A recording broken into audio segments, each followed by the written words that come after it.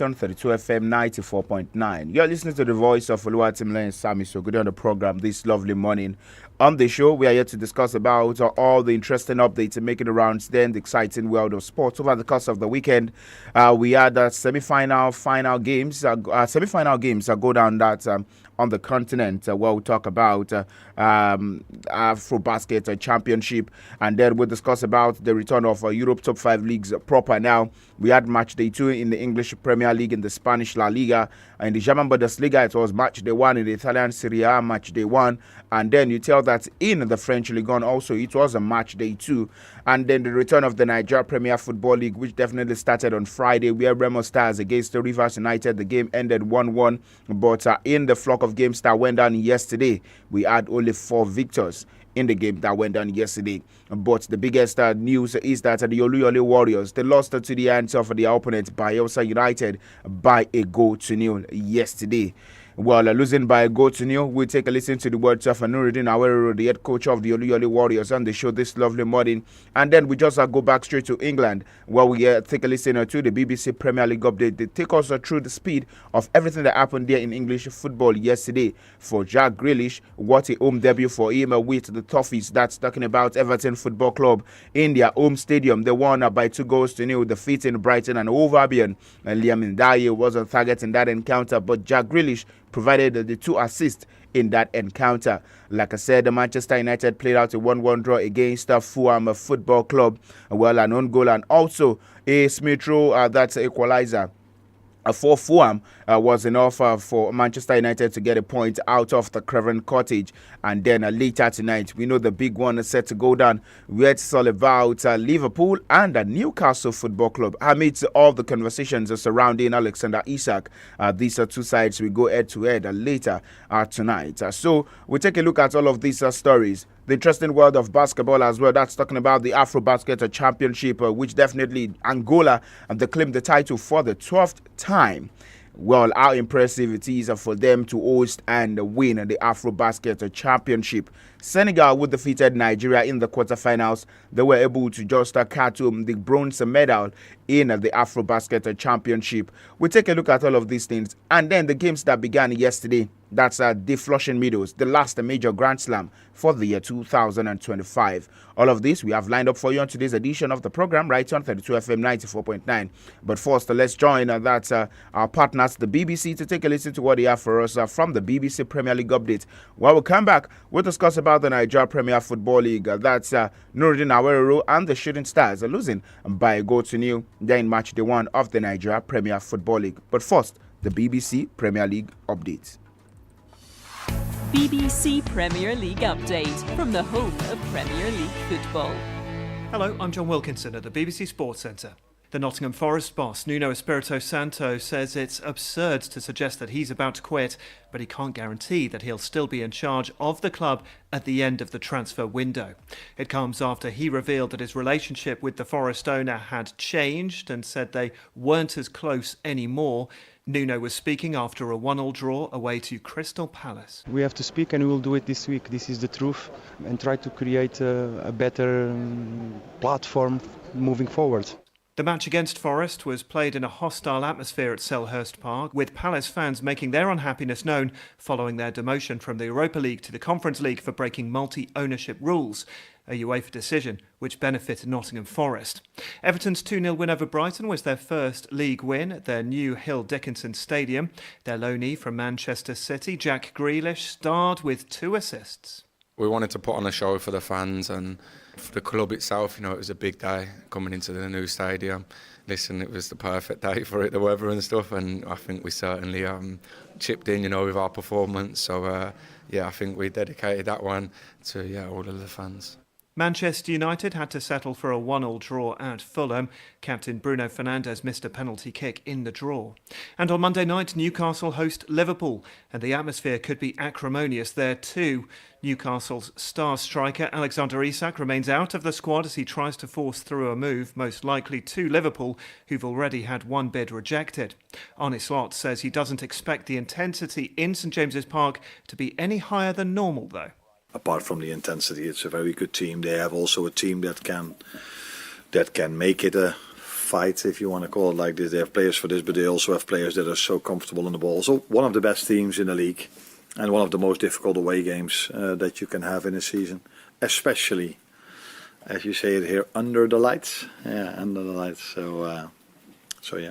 Arsenal, by the way, have been given a boost after scans on Bukayo Saka and Martin Odegaard suggested that neither have suffered long-term injuries. Both were substituted early in the Gunners' 5-0 win over Leeds. And for more football news from the BBC, go to bbc.com/football. BBC Premier League update from the home of Premier League football.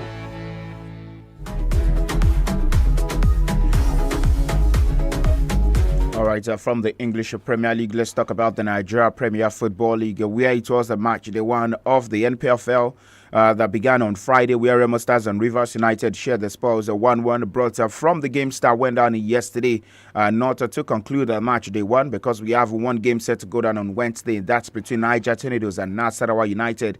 But from the other 8 games that went down in the Nigeria Premier Football League yesterday, we had Bayelsa United coming to Ibadan to defeat the Shooting Stars by a goal to nil. Let's take a listen to the words of the head coach, Nuruddin Awero, speaking about the level of performance and also the first time in the dugout for the Shooting Stars. It's a game that sometimes you can't buy out the result.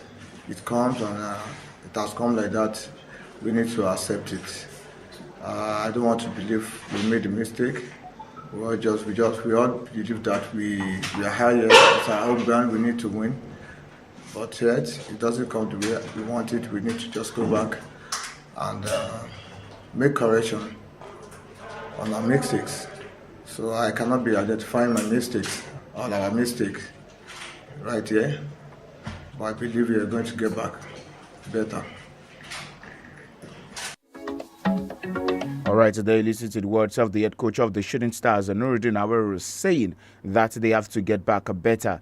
But this last piece from the head coach of the Shooting Stars as regards what to expect in the next game for the Oluyole Warriors, which is against the Bendel Insurance. They are in Edo State. Let's take a listen to the words of Nuruddin Awero once again. Of course, I think we just need to work on our concentration on the game, our psychology on the game. We lost concentration considering that goal, and we pay for it. So I think we just need to go back and see how we can psych ourselves and get better in our way of thinking. Our reaction was so poor. So we think, I believe we are going to work on our reactions to the ball or to the game. It was a bad reaction. It was not how we planned it.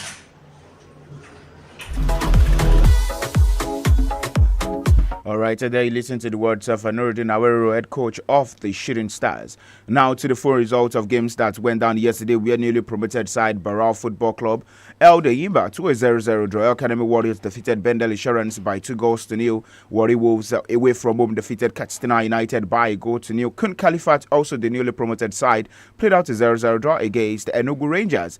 Abia Warriors defeated Kano Pillars by a goal to nil. Wiki Tourists defeated Plateau United by a goal to nil. While Kwara United and Ikorodu City, they shared the spoils 0-0. But then ahead of match day 2, that's on Saturday, 30th August, end of the month, Bendel Insurance will be up against the Shooting Stars. Let's leave that also and discuss about football stories also still from the European scene, where games that went down yesterday from the Italian Serie A for Como. They started their Serie A campaign once again, defeating Lazio by 2-0. Juventus defeated Parma by 2-0. Pisa and Atlanta shared the spoils 1-1. Cagliari and Fiorentina also played out a 1-1 draw. And for Real Madrid, they defeated newly promoted Real Oviedo by 3-0. While the newly promoted Real Oviedo, Kylian Mbappe struck twice in that encounter. And Vinicius Jr. didn't start that game. He started from the bench. And Espanyol and Real Sociedad 2-2 headed. Osasuna defeated Valencia by a goal to nil. And in France, Lille defeated Monaco 1-0. Toulouse defeated Brest 2-0. Strasbourg got the better of Nantes, so a goal to nil. Lens defeated Le Havre also by 2-1. And Lorient defeated Rennes by 4-0. They are in the French League 1. All right, so we'll leave a bit of football stories now before we talk about football still from the continent. Let's talk about a basketball story on the show this lovely morning. And we'll talk about basketball. It's about the Afro-Basket Championship, where we start straight from the result of the third-placed team, where Senegal, they secured a resounding 98-72 victory over Cameroon in the bronze medal game of the FIBA Afro-Basket 2025 tournament that's in Angola. And then we talk about the other results from the finals, where 10 years after Angola lost the Afro-Basket men's title to Nigeria, that's in the year 2015, our first and only title. That's talking about the D-Tigers in Tunisia. They reached the final for the first time this year, and they defeated another West African side, Mali, to win their 12th title on home ground. That was on yesterday rather. Remember that for Angola, they are ranked 3rd in Africa and 33rd in the world, and they made that count for themselves. 14-10, and then you tell that 18-10, 19-11, 19-12. That's the victory for them, 70-43. Well, that's definitely a good one for Angola on that front. But then we'll still talk about some other sporting stories where it is all about football once again. And they're talking about a football story. The defending champions Senegal will face two-time winners Morocco. That's the surprise package. Sudan also will take on Madagascar at the Total Energies African Nations Championship, which definitely are in the semi-finals at this point in time. The last four was confirmed after a dramatic quarter-final weekend in East Africa that saw all three co-hosts, Kenya, Tanzania, and Uganda, eliminated despite passionate home backing. And the tournament, which was being staged across Kenya, Tanzania, and Uganda, now has a distinctly heavyweight feel, with two past champions still in contention, alongside two of the competition's most compelling underdog story. So the pairing is concluded at this point in time, where we'll talk about teams set to play in the semi-finals of this year's, that's talking about championship, Madagascar against Sudan. They are at the Benjamin Mkapa Stadium in Dar es Salaam, Tanzania. And then Morocco would be up against Senegal. They are at the Mandela National Stadium in Kampala. And the winners will advance to the final. That's on Saturday, 30th August, in what is shaping up to be one of the most memorable editions of the CHAN competition there in history. And quickly talking about the world of tennis, the last major Grand Slam of the year, Novak Djokovic in the early hours of today defeated Lena Tien in straight sets 3-love, 6-1, 7-6, 6-2. And Dani Medvedev, well, he's out. He lost in 5 sets to Bonzi, 3-6, 5-7, 6-7, 6-6, 6-0, 6-4. That was the result for him. And in the women's category, Jasmine Paolini defeated Iva in straight sets. Azarenka defeated Inoue also in straight set. Jessica Pegula also defeated Sheriff in straight set. But later today, Pavlyuchenkova will be up against Daria Yamstreka. Barbara Krejcikova also will be up against Mboko. Putintseva will be up against Sosiareti. Madison Keys against Zarauza. We'll come later in the afternoon to take a look at the updates from the world of tennis, and also still looking into the games that went down over the course of the weekend. And that's a big one set to go down later tonight after the Super Sunday we had yesterday there at the Craven Cottage. I am SAMIES, your sports captain. I say do enjoy the rest of the day, and bye for now.